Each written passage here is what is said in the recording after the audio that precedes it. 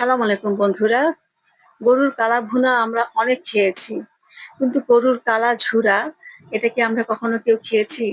Without মশলা, কোনো রকম কোনো এক্সট্রা কোনো মশলা ছাড়াই এটা খুব সুন্দরভাবে এবং সহজভাবে তৈরি করে নেওয়া যায় এবং খেতে তো দারুণ লাগে।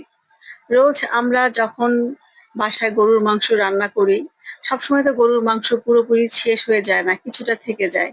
কিছুটা থেকে যেতেই আমরা হয়তোবা প্রয়োজনে আরো গরুর মাংস রান্না করি। তো এভাবে কয়েকবার থেকে যাওয়া মাংস যদি এক্সট্রা একটা কড়াইতে করে আমরা দৈনিক দুবেলা করে জাল করে রাখি, তাহলে এটা জাল করতে করতে করতে করতে এক পর্যায়ে এটা একদম কালো ঝরঝরা হয়ে যাবে। সেখান থেকে কিছু ফেলে দেওয়া হাড় উঠিয়ে ফেলে দিতে হয়, আর কিছু আছে খাওয়ার হাড়, যার সাথে একটু তেল তেলা মাংস লেগে থাকে, ওটা খেতে আরো ভালো লাগে।